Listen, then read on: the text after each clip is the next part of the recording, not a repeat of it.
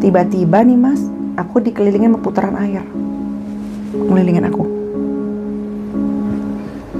Dan tiba-tiba aku kan namanya anak masih muda ya, nggak tahu tuh istilah sampurasun. Terus aku langsung nunduk, wangi, aku mulai begini, aku mulai sosok ratu wanita, masya Allah, tabarakallah, cantik banget.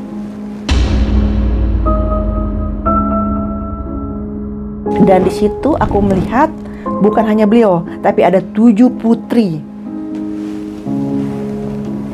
Perempuan semua. Dan itu cantik-cantik semua. Aku penasaran 7 putri itu siapa saja. Nah, salah satunya Nyi Roro Kidul, salah satunya Dewi Lanjar. Lot Utara ya? Ya. Yang 2 lahir ke dunia.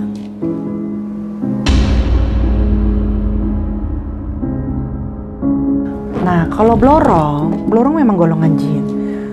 Dulunya itu beliau itu memang sedikit sombong dengan Ibu Ratu. Nah, suatu ketika karena kesombongan keangkuhannya, kalau bahasa manusia itu bertarung antara Ibu Ratu dengan Blorong.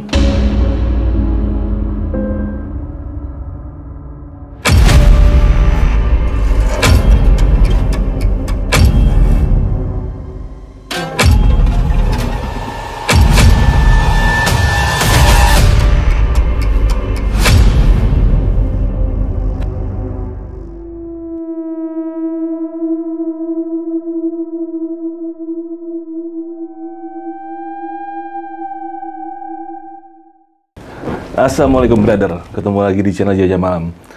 Hari ini gue pengen membahas sebuah topik yang mungkin pertanyaan gue ya, mungkin atas ketidaktahuan gue atau minimnya pengetahuan gue tentang sesosok yang memang di Pulau Jawa ini bahkan sampai keraton, sampai segala macam tuh selalu identik dengan sosok ini, yaitu apa yang disebut Nyai Roro Kidul atau Ibu Ratu Kidul atau apapun itu yang Kidul itu, yang gue sama sekali nggak ngerti. Dan karena di sini banyak banget persepsi yang orang nyugih pesugihan Nyai Roro Kidul, pesugihan Ratu Pantai Selatan.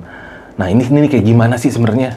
Nah hari ini gue sudah mendatangkan seorang narasumber yang memang punya pengalaman bersangkutan dengan beliau, dan mungkin menarik ya untuk kita tahu dari perspektif narasumber yang langsung aja gue perkenalkan di samping gue ini dengan Teh Feni. Apa kabar? Alhamdulillah, gimana kabarnya Mas? Sehat Teh Feni. Alhamdulillah, sukses selalu ya. Amin. Makasih nih Teh Feni udah mau datang ke channel kecil kayak saya nih. Aduh.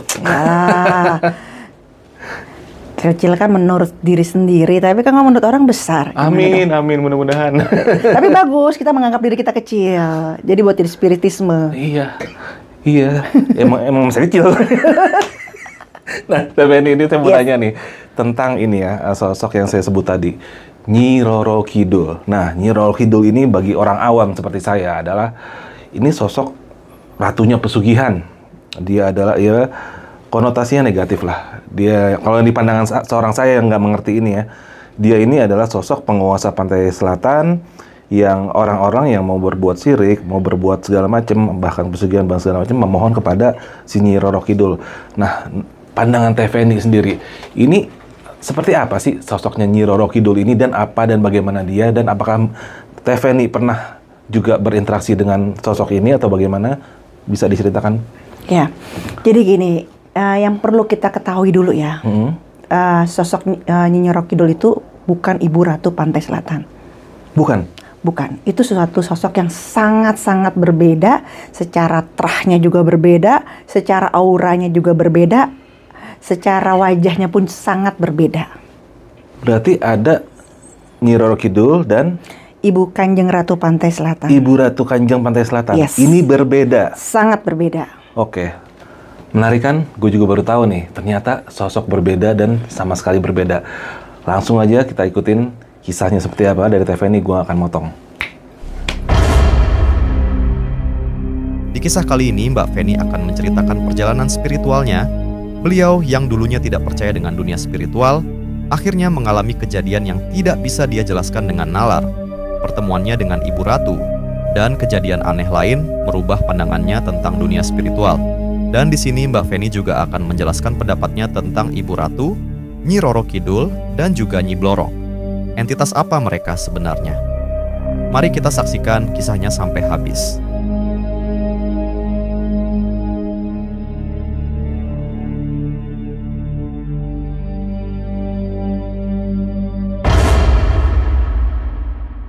Saya akan angkat dari pengalaman hidup dulu. Oke. Gimana saya bisa mencapai ke posisi saat ini dan saya bisa bicara saat ini. Ini adalah sebuah proses yang saya jalanin tuh nggak waktu hanya sehari, 2 hari, 3 hari. Tapi kurang lebih 10 tahun. Oke. Ya, saya menemukan ini semua, kurang lebihnya saya benar-benar digembleng secara lahir dan batin. Sampai kalau bisa dalam arti kata, kalau nangis darah saya bisa lakuin, saat itu saya nangis darah saya lakuin. Saya basically orang hukum.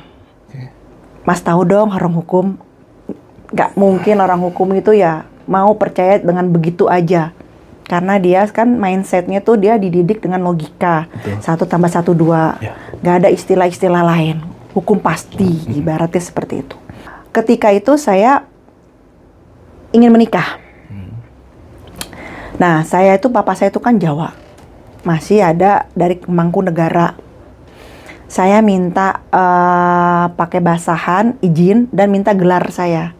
Jadi di keluarga saya itu kalau nikah, kalau pakai gelar itu setelah dalam apa mau nikah gitu, proses pernikahan, undangan baru pakai gelar. Dan itu pun harus izin. Jadi nggak semerta-merta itu saya cantumkan dalam sehari-hari kehidupan tuh tidak seperti itu. Gitu. Itu hanya menunjukkan bahwa ya memang kita lahir dari keluarga keraton, hanya itu aja gitu, penghormatan gitu. Kenapa seperti itu? Karena kakek saya sendiri itu sudah menutup akses itu untuk ke istana. Buat apa? Biar kita nggak aku. Oke. Nah, singkat cerita, saat itu aku mau nikah, aku mau pakai gelar, mau pakai minta gelar. Terus mau pakai basahan Solo yang kemben itu loh.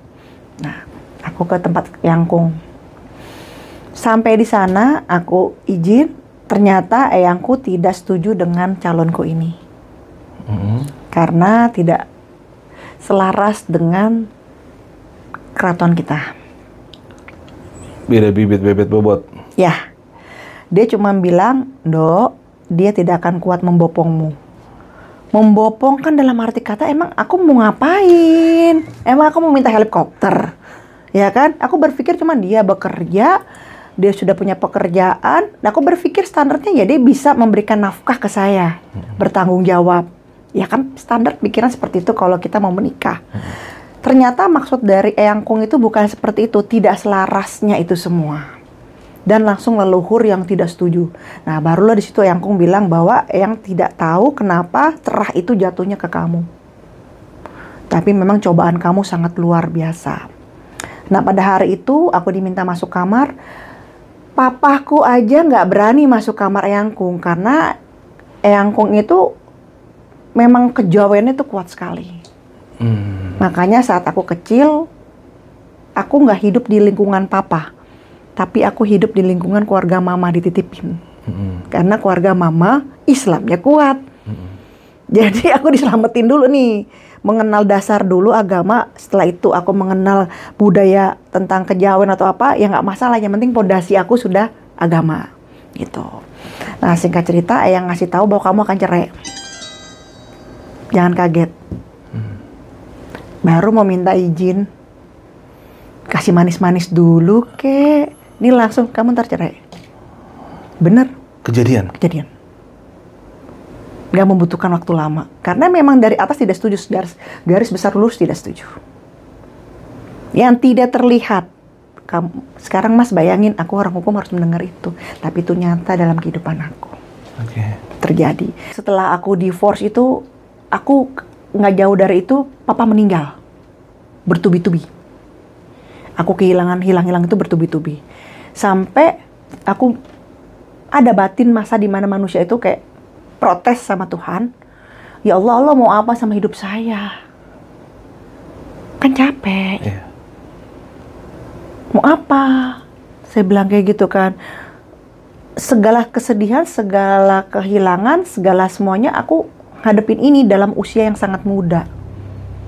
Aku cuma punya adik 1, ibu 1, udah. Kecuali kalau adik kakak banyak kan enak ya, bener-bener sepi ngidupin anakku perempuan. Sempet nentang seperti itu. Aku nggak menemukan jawaban sampai suatu ketika, jadi keluargaku itu sudah bermahabah kepada beliau, ke guru nih. Beliau masih golongan dari Said, masih habaib juga. Tapi kan untuk bertemu beliau itu tidak mudah. Namun beliau itu punya asisten, walaupun umurnya jauh lebih tua, tapi abah ini agamanya Masya Allah Tabarakallah, dan menurut aku bagus agamanya. Semua keluargaku bermahabah ke beliau. Ya, cuman ini nih satu-satunya yang belum. Karena masih sibuk kuliah, skripsi gitu kan. Nah, saat itu tuh tanteku ceritanya mau ke rumah abah. Lalu aku diajak. Ya pikiran aku pengen refreshing aja, nggak ada kepikiran apa-apa. Kan aku tinggal di Jakarta, abah tinggal di Bogor. Standar pikiranku kuliner. Namanya masih muda. Nah, ternyata itu adalah awal dari jawaban yang selama ini ada apa sih dalam diri saya. Karena Eyang terakhir bilang, Dok, semua telah jatuh ke kamu dan kamu akan diperlihat dalam perjalanan hidup kamu. Ya aku nggak mau, aku maunya sekarang ada apa yang namanya anak muda dan aku lurus hukum, nggak mau yang bertele-tele apa. Kok dalam perjalanan kan kayak capek banget gitu loh.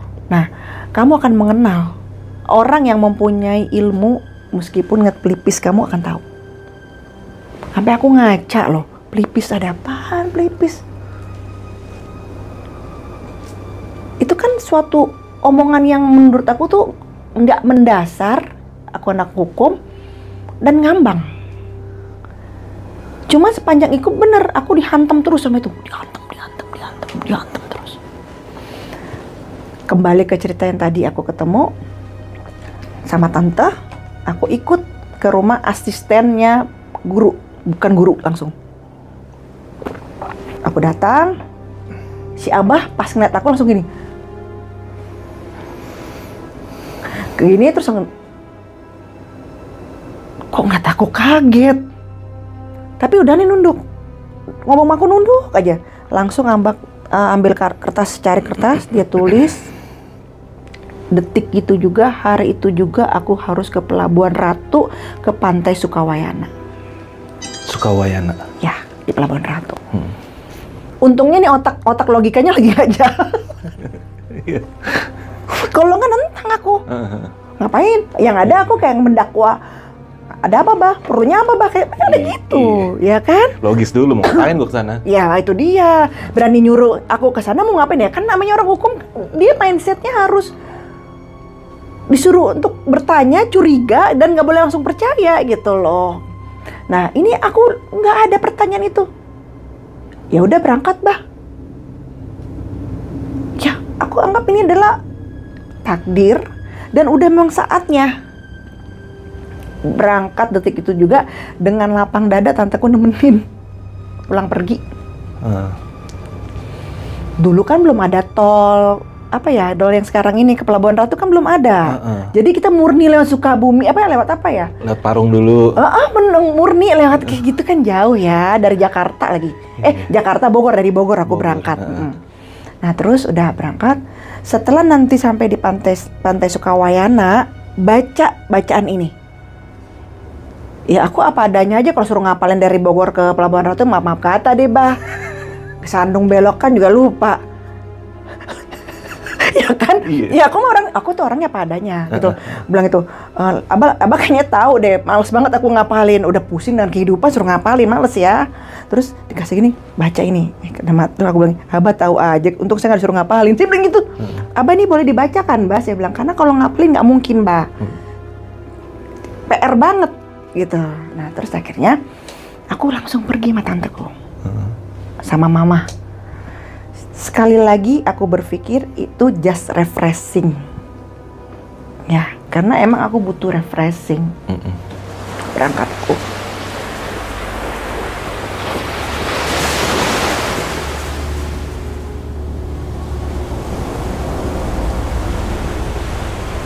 Aku wudhu di pantai itu.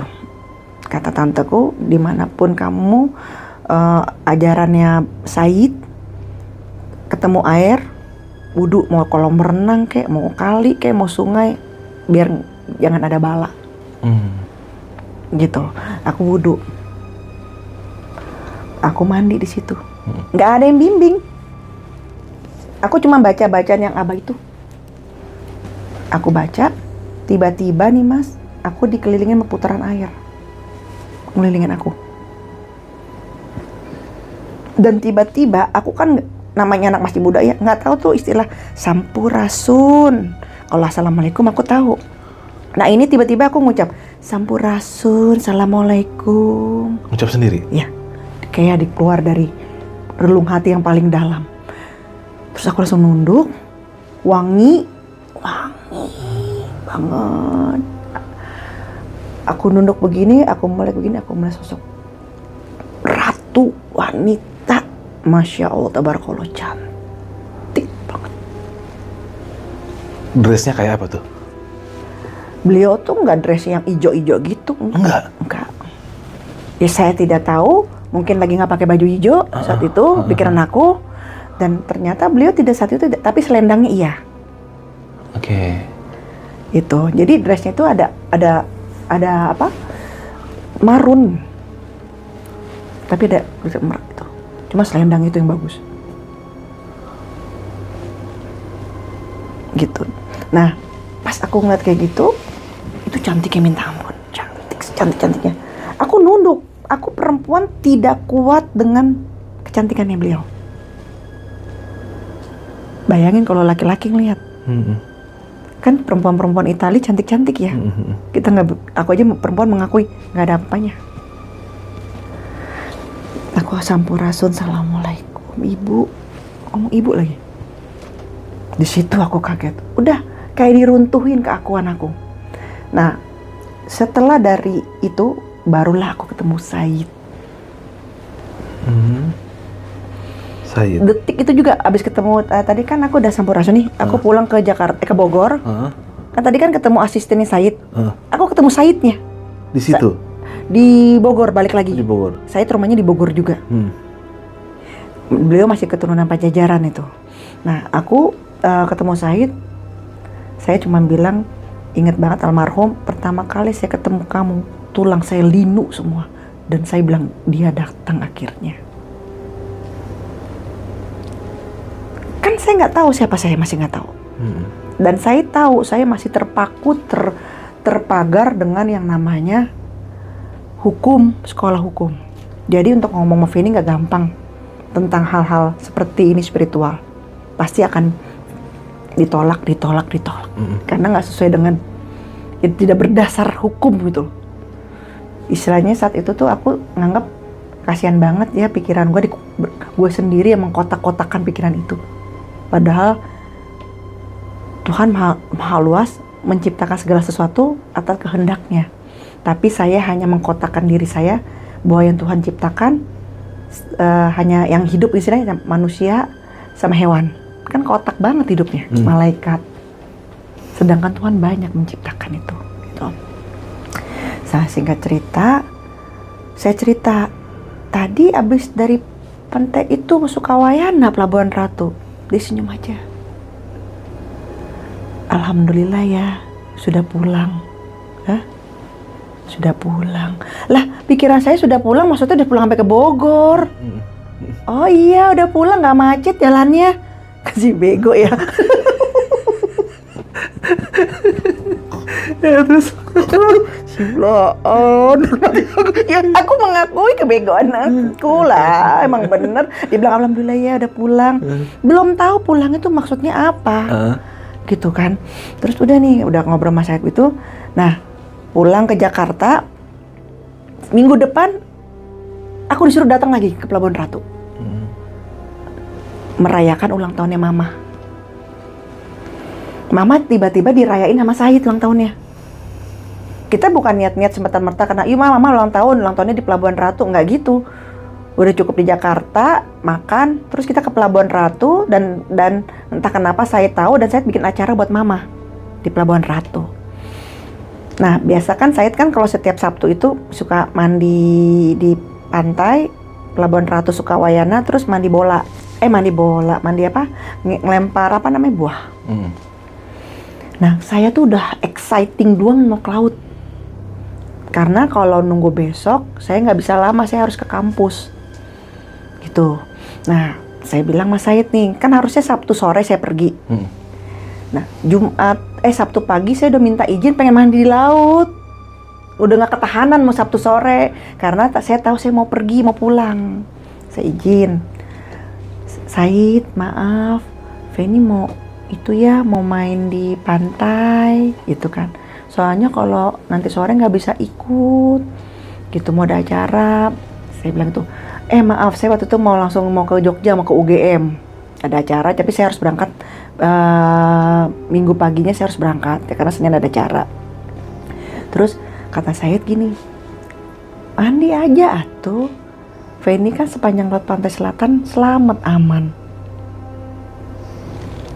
Ini dasar nih emang itu, saya cuek. Oh iya ya, alhamdulillah ya aman, saya bilang gitu kan. Saya nggak pernah berpikir kenapa Said, nggak ada tuh nanya kayak gitu. Terus gitu ya Said ya aman. Iya, kan Feni jaga yang apa? Feni tuh yang salah satu yang jaga selatan. Terus makin aneh nih. Makin aneh. Tugas gue makin berat banget kayaknya. Ya dong, aku ngerasa gitu. Apa sih? Makin kan Feni yang menjaga laut selatan aman. Gak ada. Aku bilang ini, loh, pikiran aku gini, jaga laut itu dong gue Baywatch dong gue gitu kan, pikirannya begitu. Pamela Anderson. Iya kan? Lo pikiran gitu, laut, Baywatch dong gue, kayak gitu dong. Karena apa sih? Aku nggak punya guru, papa meninggal. Aku tahu dunia spiritual dari mana? Aku cuma menemukan hal spiritual, tapi aku nggak pernah tahu dan aku nolak. Ternyata itu spiritual itu udah datang dari perut mama tadi itu waktu hamilin aku. Cuman kan nggak ada yang bisa menerjemahkan. Aku harus berilmu dengan alam semesta. Aku dengar omongan ini, antara aku mau nyerap, antara aku bawa buat lucu, tapi aku nggak pernah menghina. Cuman pas beliau ngomong, kan Feni jaga laut selatan, Baywatch dong, gitu. Terus, udah deh, aku nggak mau pikirin tuh. Iya Said, boleh ya Said ya, gitu. Ya mandi aku bener. Aku nggak kepikiran apa-apa gitu ya. Nah, besokannya aku bener berangkat nih ke UGM. Senin, singkat cerita tuh Senin aku terbang ke UGM. Terus aku pakai supir ya di UGM itu karena aku perwakilan dari kampus aku. Aku ke UGM, terus pakai supir. Aku ngomong sama supirnya, Pak, kenapa sih Pak? Kok Jogja sekarang kayak kota mati? Tiba-tiba ngoceh kayak gitu. Jadi pulang dari situ ditunjukin itu aneh-aneh. Kenapa sih Pak? Dijelasin, ya gimana nggak seperti ini, sudah banyak dipakai buat tempat-tempat hal yang nggak baik, seperti kayak acara-acara kayak minum-minuman di pinggir pantai. Oh gitu Pak, iya itu merusak dari, ya dibilang budaya tapi kan tuh memang adab kita, gitu. Oh, karena saya ngerasa Pak kayak mati ya Pak. Udah nih saya bicara gitu. Nah, besokannya kan saya cuma semalam acara selesai, saya langsung pulang. Saya selesai yang gempa, yang Jogja gempa gede. Oh iya, itu di Bantul pusatnya tuh. Ya. Nah, saya mendarat gempa itu. Di situ saya mulai kok seperti ada keajaiban, tapi ya memang ajaib. Saya bilang oh ini kebetulan, udah. Nah, dalam perjalanan lagi, saya ngundang lagi acara. Jadi karena Said nggak akan nyampein kamu siapa. Said ngundang lagi acara, mandilah kita di pantai. Baru tuh aku ngerasain namanya mandi pantai selatan di Sukawayana tempat aku. Terus pas lagi aku mandi, yang penjaga warung itu ngeliatin aku gini aja, kayak gimana gitu. Sama Said gini, sering lihat teteh di sini ya. Terus si penjaga pantai ngomong, iya. Apa sih? Saya bilang gitu. Emang kok Penny sering di sini? Mirip kali Said. Ya enggak, yang jaga di sini atuh. Anak ibu. Oke. Sedangkan ibu itu tidak beranak. Tapi ibu punya anak asuh istilahnya. Ada 7 perempuan. Nah, saya belum mau denger ini. Ketika habis mandi, saya pulang nih ke villa. Kalau Said kan emang ada tempat penginapan ya. Di villa saya masa air mati, Mas. Villa segede gitu. Saya bingung kan, air mati. Akhirnya saya ke rumahnya Said, nggak jauh dari villa. Air di ruang belakang mati, tapi di kamar Said nggak mati, kan aneh. Nah, Said keluar tuh. Ini mandi aja di kamar mandi saya, nanti saya keluar.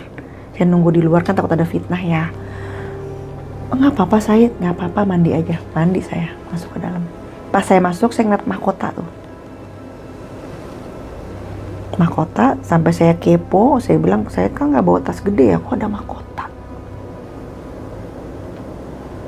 Nah, pas saya ke kamar mandi, keluarlah itu dari dalam tubuh saya, kepala naga, badan kayak apa? Badan ular, kayak kaki 1000, kepala naga. Dari badan saya keluar, warnanya hijau segini. Pas dia keluar, kan saya mandi nih. Anehnya saya saat itu nggak ada rasa takut, nggak ada rasa bingung, kayak ngerasa ya ini memang punya saya gitu.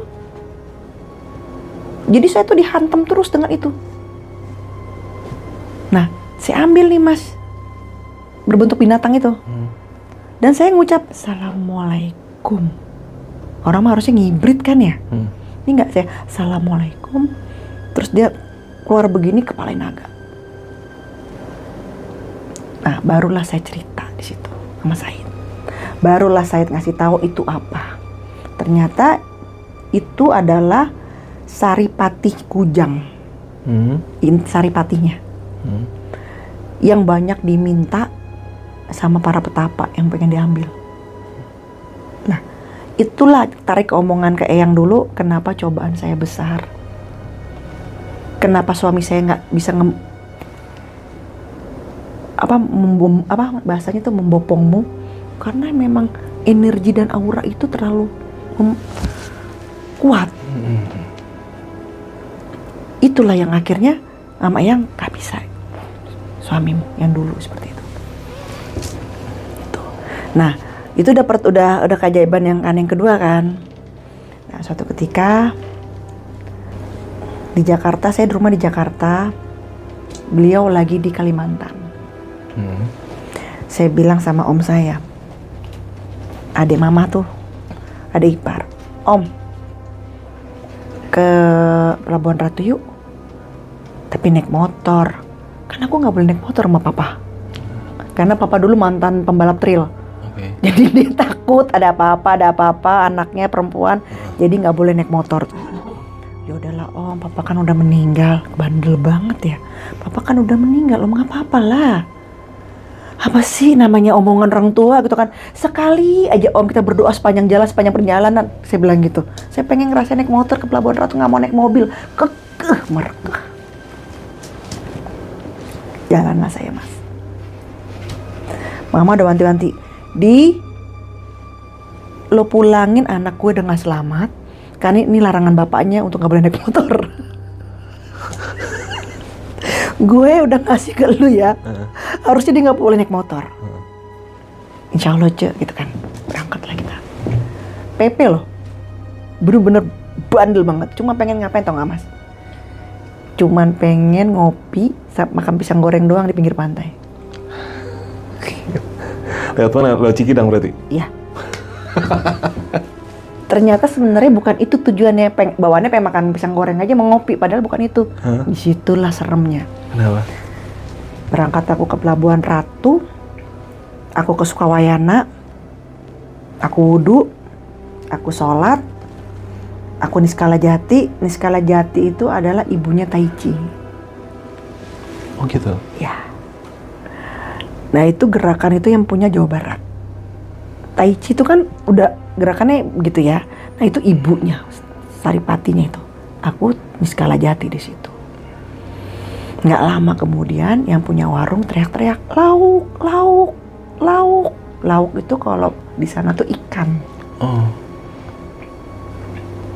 Terus ternyata Mas, aku ngeliat air laut naik. Warnanya tuh emas. Mas pernah nggak satu hari kapan gitu ya setelah seumur hidup pernah ngeliat nggak langit warnanya kayak emas gitu sampai keliling kayak kuning semua itu. Nah warnanya seperti itu. Jadi kayaknya tuh antara langit sama air laut tuh nggak jauh. Serem nggak? Coba. Tak kirain kan mau tsunami ya. Lauk. Teh, saya seumur umur dagang di sini, jualan di sini baru ngeliat itu barisan ikan pada berbaris nari. Hah? Nggak pernah teh, bener nggak? Tapi air laut tinggi dulu. Sampai aku ngeliat juga ikan paus aku ngeliat, kan aneh kan? Sampai om aku tuh yang tadinya om aku tuh kan orang spiritual juga ya, dia orang Medan gitu. Terus sampai Fen pulang yuk Fen, gue takut lu hilang. Ntar kalau lu hilang gue omong apa sama emak lu gitu. Iyalah, iya. Ya kan? Pulang Fen, enggak. Keinginan aku kesini cuma sekedar makan pisang goreng doang itu kayaknya nggak mungkin om. Tapi Said lagi di Kalimantan, Fen, kalau ada apa-apa ntar gue alasannya apaan? Ntar gue alasannya apa sama mama gitu kan? Enggak om, tunggu dulu. Pas itu aku tunggu di langit itu ada apa kayak bukan kayak Mas, awan tapi berbentuk naga, gede banget. Om, lihat nggak di langit awan berbentuk naga? Gue lihat, makanya gue takut pulang terus hilang. Aku nggak mau tetap. Aku menikmati itu semua, tapi itu nama air laut udah tinggi. Di situ aku ngeliat beliau lagi. Baru pakai baju hijau. Dengan wajah yang sama seperti ya pertama kali aku lihat. Cuman kan beliau itu bisa datang tuh umurnya beda-beda. Ada yang bener-bener lagi usianya tuh 40 ke atas, ada yang usia 30 gitu, tapi kecantikannya tetap sama. Kalau menurut aku sih tergantung warna baju.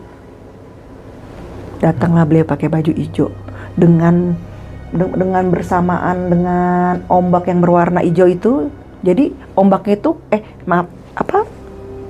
selendangnya itu ombak itu. Merinding gak? Berarti besar. Tinggi ombak itunya doang selendangnya. Jadi dia nggak nampak. Jadi kita nggak bisa tahu kakinya di mana. Tapi selendangnya ya ombaknya. Di tengah-tengah berarti gitu dia. Ya kan cantik. Aku antara takut tapi aku harus pengen ngeliat gimana sih. Kayak gue bilang, Masya Allah, tabarakallah. Aku gitu. Cantik banget. Senyum beliau di situ. Dan di situ aku melihat bukan hanya beliau, tapi ada 7 putri. Perempuan semua. Dan itu cantik-cantik semua. Aku penasaran 7 putri itu siapa saja. Nah, salah satunya Nyi Roro Kidul, salah satunya Dewi Lanjar. Laut Utara ya? Yang 2 lahir ke dunia. Maksudnya lahir ke dunia? Kan 7. Yang 5 sama ibu. Yang 2 dia lahir ke dunia. Ada di dunia berwujud manusia.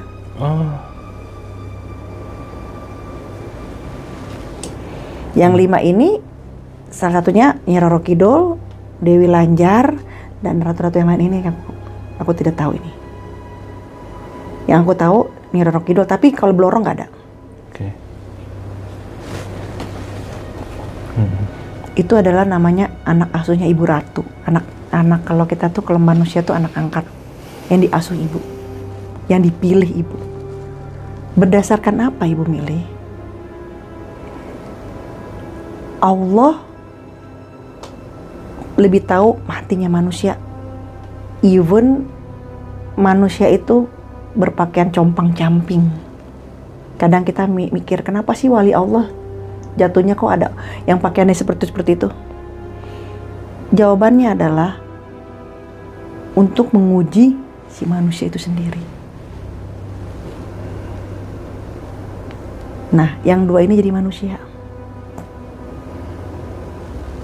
Itulah namanya sukma. Nah, itulah 2 kali pertemuan saya dengan ibu. Kenapa saya bisa tahu Dewi Lanjar itu namanya bukan Lanjar aslinya, tapi Ratu Rengganis. Rengganis. Itu para siluman nama beliau tunduk.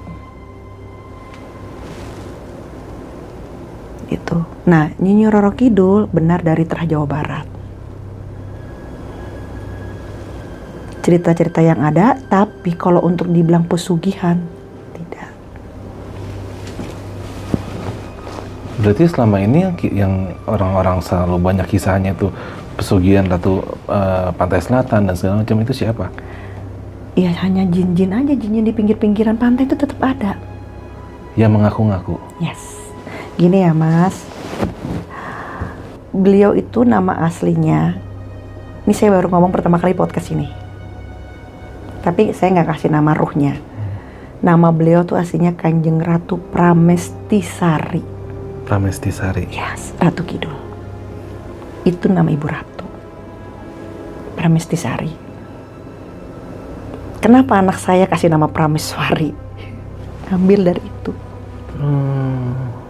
Kan anak saya ada nama depan, nama tengahnya, nama belakangnya Prameswari. Nah, itu adalah sama dengan Pramestisari.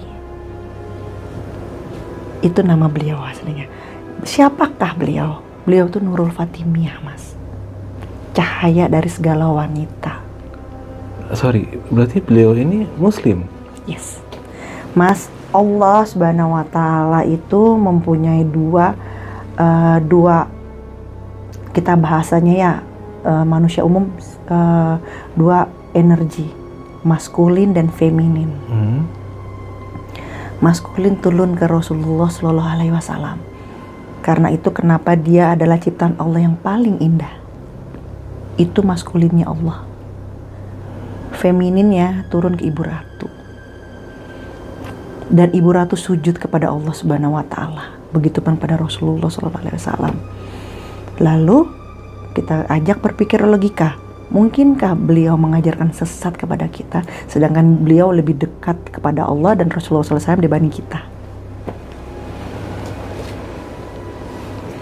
Makanya beliau dapat gelar Nurul Fatimiyah, cahaya dari segala cahaya wanita, sumber. Adilkah dengan begitu indahnya keberkahannya beliau dikatakan bahwa pembunuh, penyesat, iblis, dajjal, jin kafir, adilkah? Artinya ada yang mengambil kesempatan makhluk-makhluk lain mengaku-ngaku sebagai... Ya, saya bertanya, kenapa nggak ibu habiskan saja dengan semudah, dengan semalam itu, sedetik itu bisa ibu habiskan? Simple jawaban ibu. Itu akan menjadi ujian buat manusia itu sendiri atas kecintaan dia kepada Allah Subhanahu wa Ta'ala. Satu jawab omongan ibu. Kedua, saya bisa mengabulkan apa permintaanmu, tapi bukan karena saya, bukan dari saya, tapi karena ridhonya Allah melalui saya. Coba. Sekelas Ibu Ratu. Jadi andai pun kamu berbicara sama saya dan minta, itu bukan saya, tapi karena ridhonya Allah, dan saya adalah wasilahnya memberi itu. Makanya saya ketawa tuh kalau ada yang ngasih kebo bule mau jadi camat, kebo bule mau jadi apa, diseberangin lah, kasihan kebonya loh, disuruh benang di laut. Iya kan? Apa hubungannya apa sih kebo bule? Emang ibu suka sama kebo bule? Enggak lah, lebih cakep binatangnya ibu mah. Naga, kebo bule. Saya tanya sama guru, Said, depan mata saya tuh kebo bule lagi diseberangin. Emang ibu mau? Emang itu minta ibu? Gak ada ibu minta seperti itu. Gak ada. Ibu tidak suka seperti itu. Tapi ibu nggak punya hak untuk mengadili manusia, untuk memberantas langsung. Karena kembali kepada ujian itu, kembali kepada diri manusia itu. Tapi kasihan ibu kan, persepsi-persepsi itu, padahal bukan. Kenapa saya selalu marah? Saya selalu bilang, semua manusia butuh uang, iya. Tapi kan proses caranya itu kan nggak selalu harus menyakiti. Mengatasnamakan, wah ini pelet ini dari Ibu Ratu. Wah nanti kita mau nyantet orang pakai ilmu Ibu Ratu. Alamak jambrong. Terus katanya yang pesugihan itu kalau sudah waktunya dijemput oleh Ibu Ratu pakai kereta kencana ke rumahnya. Apa sih? Itu yang gue denger. Nggak capek-capek banget pakai kereta kencana mematiin orang kata ibu. Nggak gitu konsepnya. Satu hal lagi, kamar 308 itu tidak ada Ibu Ratu. Itu kebohongan ya? Kebohongan yang diciptakan oleh manusia-manusia. Mau ngapain ke situ? Ibu Ratu kalau mau pilih kamar ya di Grand Hyatt, di Kempinski itu ya, di Park Hyatt. Wangi, bagus, indah. Itu yang ada anyir, amis, Mas. Pernah ke situ berarti? Pernah. Ya? Isinya apa tuh? Lipstik. Apa coba aneh-aneh? Ibu dikasih lipstik coba. Emang ibu siapa? Penyanyi. Ada lipstik di situ, lipstik. Bedak-bedak. Ibu mah nggak usah pakai bedak. Skincare-nya lebih mahal. Allah langsung. Ibu dikasih bedak, Mas. Dikira video dangdut. Iya. Kan Mas, kita bicara logikanya. Ayo, mau bicara logika, ayo. Kamu bawa itu lipstik ke ibu. Ibu ngapain pakai lipstik? Aku tanya, bibirnya udah merah, merona. Dari di oe-oe juga udah merah. Ibu pakai bedak. Hele memang ibu. Iya, videoan dangdut Sukabumi. Isinya itu tempat tidur. Oke lah, tempat tidur ya. Terus yang serba-serba hijau, lukisan itu bohong. Bohong ya? Ibu, ya Allah Mas, lukisan yang ibu-ibu sekarang, masa cantikan Luna Maya sama ibu, foto lukisan. Maaf nih Luna, saya kalau bilang, ini ibu, saya milih Luna. Kalau dari lukisan ya? Dari lukisan, cantikan Luna Maya sama lukisannya. Ibu tuh lebih cantik dari lukisan yang nggak ada lukisan kayak gitu, Ibu Ratu nggak ada Mas.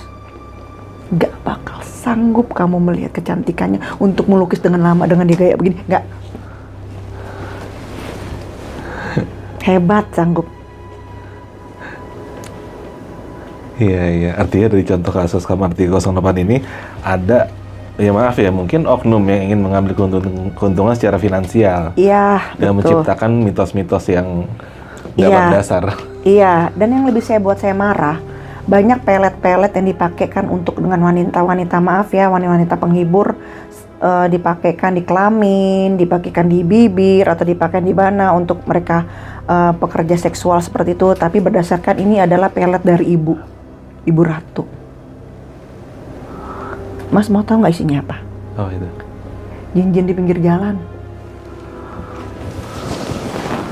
Yang kunti. Yang kecelakaan.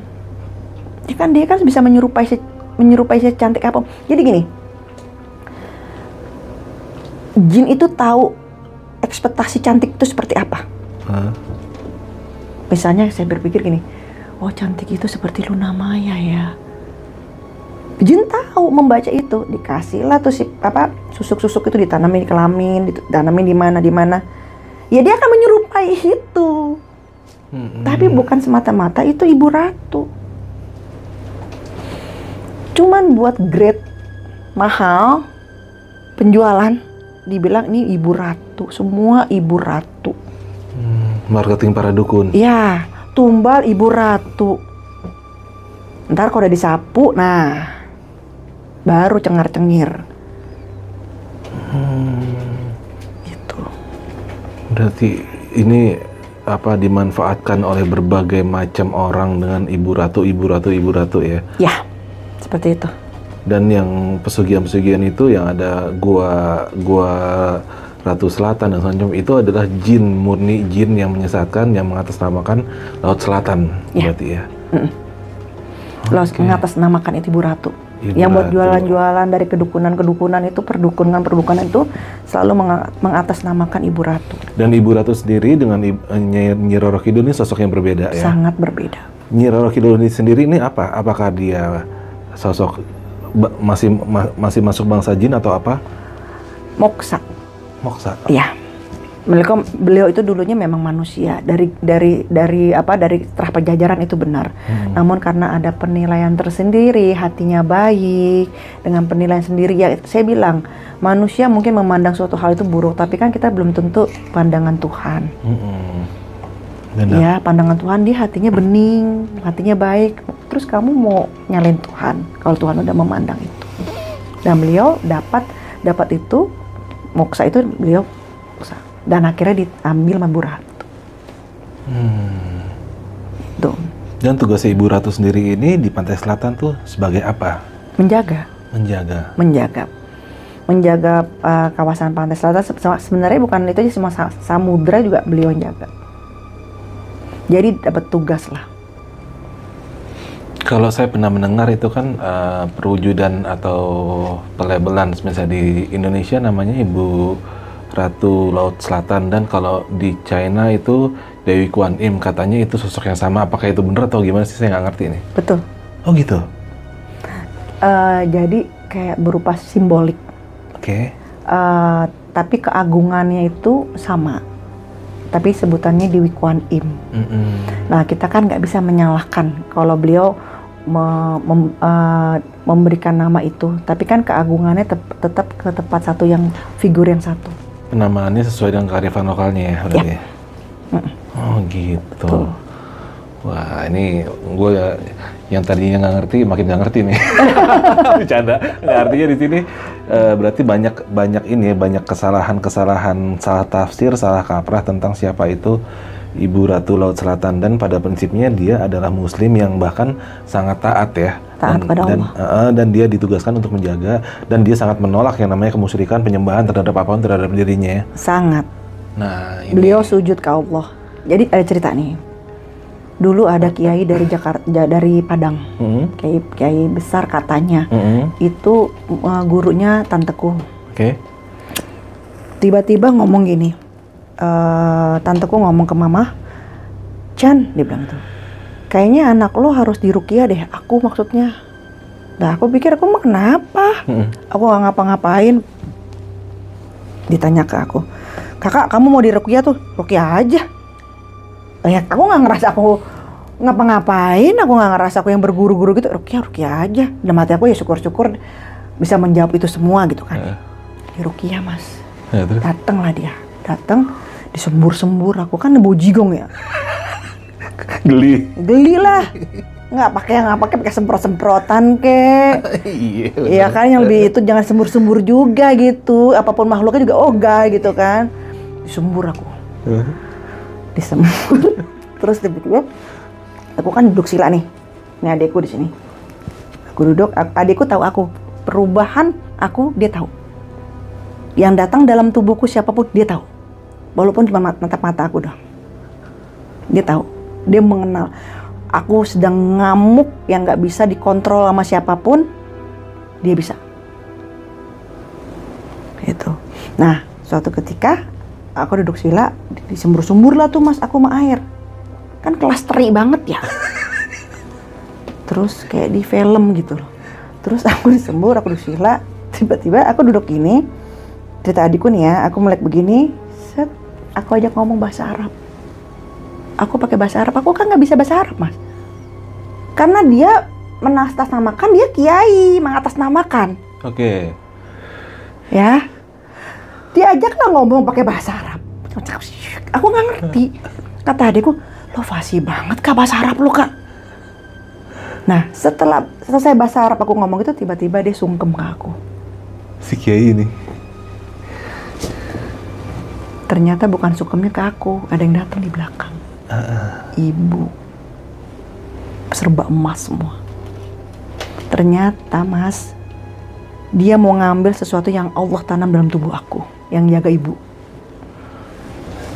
Punya niat itu. Pencuri ini jujur akhirnya. Dia ngaku, dia mau coba ambil.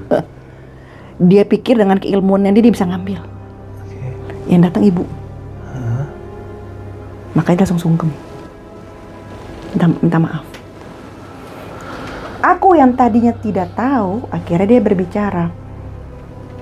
Saya emang niatnya mau ngambil yang ditanemin di dalam diri anak ibu. Kalau bahasanya dia tuh mustika. Tapi yang jaga datang, yang jaga Ibu Ratu. Ya saya polos dong Mas ngomong, Bapak udah tahu yang nanam Allah, ngapain Bapak mau ngambil? Ya kan? Kan aneh, ngapain ngambil? Kan yang nanam Allah. Saya tanya sekali, yang tanam Ibu Ratu atau itu gift dari Allah? Kan beda ya itu ya. Terus beliau sendiri yang jawab, gift dari Allah, pemberian dari Allah. Tapi yang jaga Ibu Ratu. Dia bilang, saya pikir saya bisa ngambil, nggak bisa. Yang datang langsung.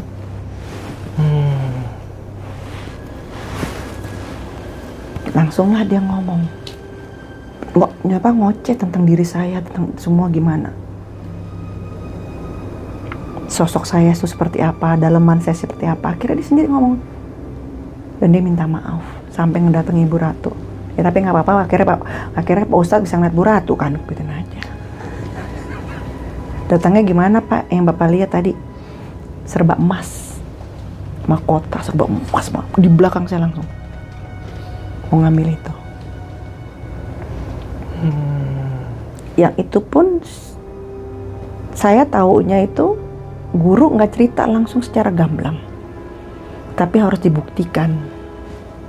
Ya itu dia, tadi kan saya kembali, saya bilang, saya orang hukum, ini orang ini hukum. Gitu. Nggak bisa bicara langsung, Feni kamu nih ini, kamu ya ketawa lah dia.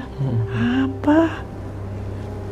Orang saya dibilang saya jaga selama di selatan aman dan saya jaga selatan, saya bilang, Baywatch dong gue, dalam hati gitu. Apalagi mau dibilang, Feni ada yang ditanemin di tubuh kamu sama Tuhan. Apa? Nah itu akhirnya ibu saya dengar, tante saya dengar, sampai detik ini tante saya nggak berani ngutang-ngatik masalah itu ke saya. Kalau saya udah seperti apa, dia nggak berani komentar. Karena memang bukan mau bawa saya. Saya pun nggak tahu. Terlalu banyak yang dititipin di dalam diri Feni, tapi kenapa di diri saya? Karena saya nggak punya ambisi. Gak pernah menjual belikan itu. Ya punya dan gak pernah mengulik untuk ini untuk apa, ini gak pernah Mas. Saya hanya pakai untuk hubungan saya ke Tuhan.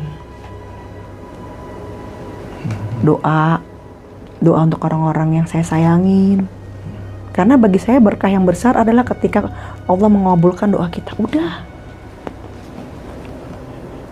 Jadi nggak pernah saya pakai buat usaha, dagang, apa gimana. Nggak pernah. Saya jual belikan tuh nggak pernah Mas. Saya cuma tuker itu untuk biar doa saya dikabul sama Allah. Udah itu aja. Terus keluarga saya ya di akhirat di posisi yang baik. Ibu bapak saya, anak saya, keturunan saya, sama ya orang-orang yang saya sayangin, cintai, itu aja. Saya selalu tanya ke guru, kenapa dititipin ke saya? Kan banyak orang-orang. Dan kenapa disembunyiin di saya? Dulu saya nggak pakai hijab Mas, lebih parah. Saya pakainya seksi dulu. Tapi orang nggak pernah tahu.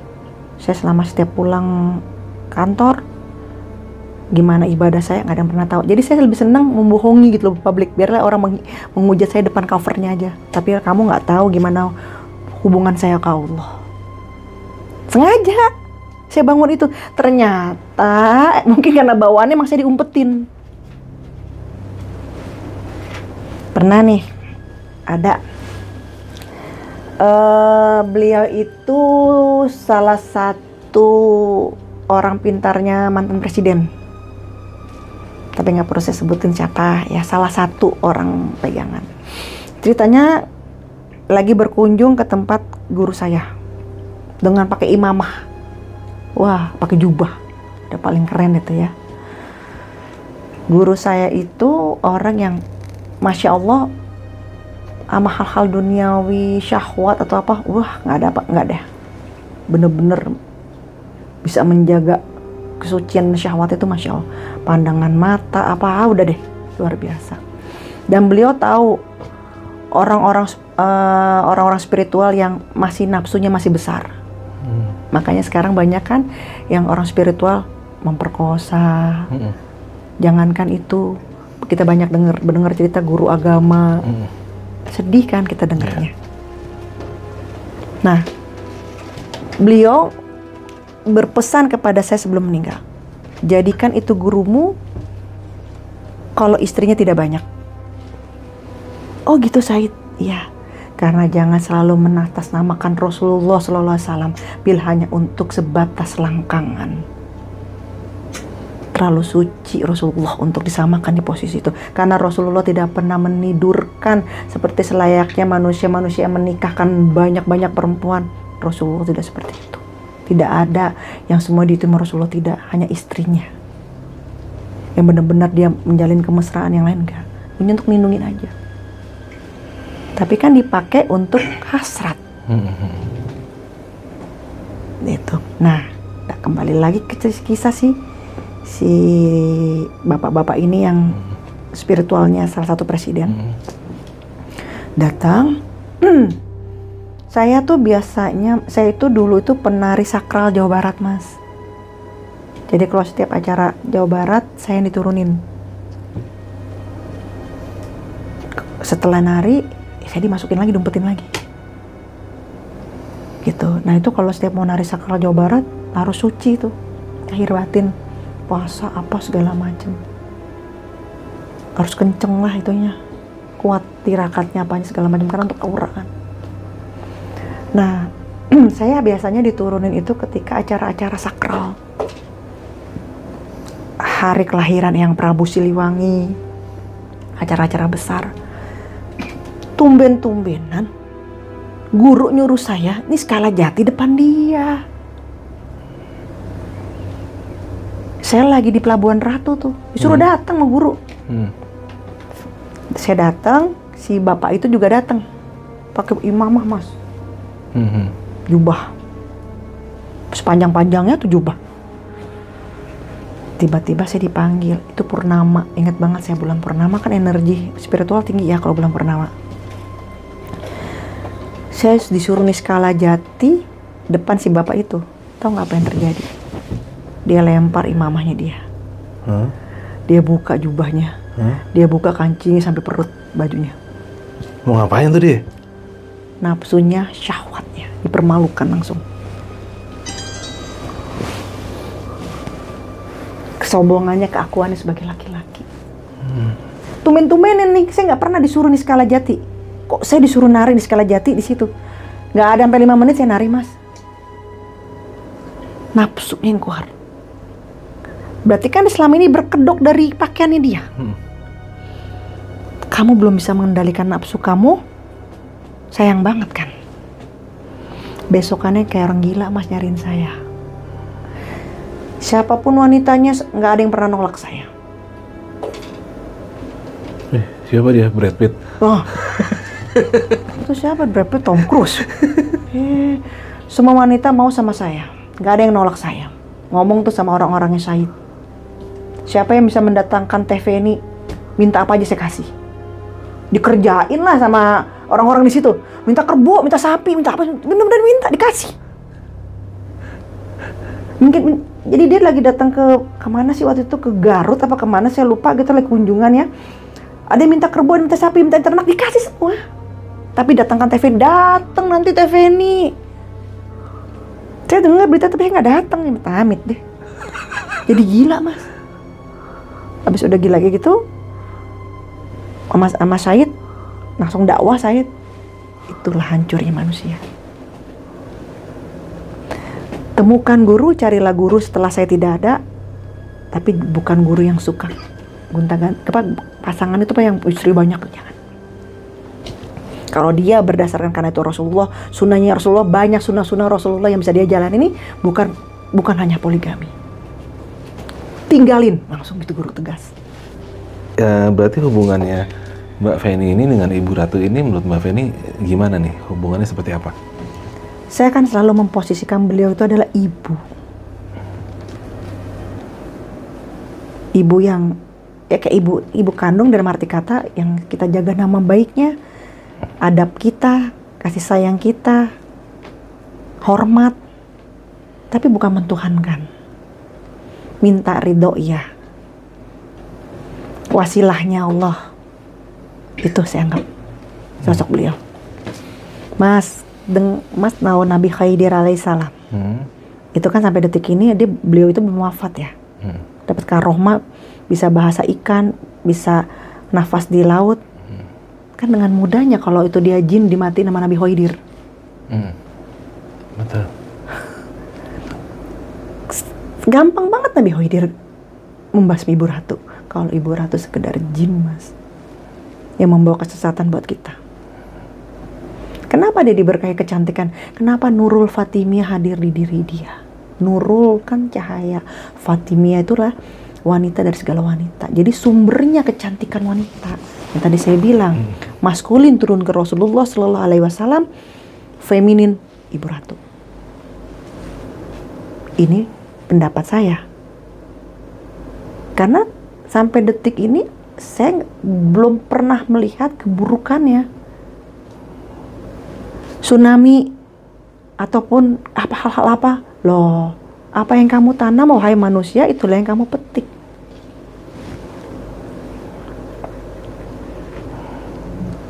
Ketika kemarin ada bencana di Pelabuhan Ratu, banjir atau gimana, saya ngomong, ada yang salah di sana nih. Entah kebohongan, entah hal-hal apapun lah, itulah yang tidak baik. Ya ternyata yang kura-kura yang kura-kura sampai berapa M tuh, ternyata cuma dari kardus. Iya. Iya, gila, itu gila sih itu. Gila lah. Itu gila sih itu. Dari kardus, Mas. Sedangkan ya orang Bali aja kalau bikin kan, ya Allah bagus, cuma 200 juta, 300 juta, dan itu bagus sekali kan. Kalau ada acara apa tuh di Bali? Ogoh-ogoh kan bagus banget ya. Iya, kita bisa aja bikin orang Bali. Kenapa jadi kayak kura-kura kayak begitu, Mas? Kayak main odong-odong.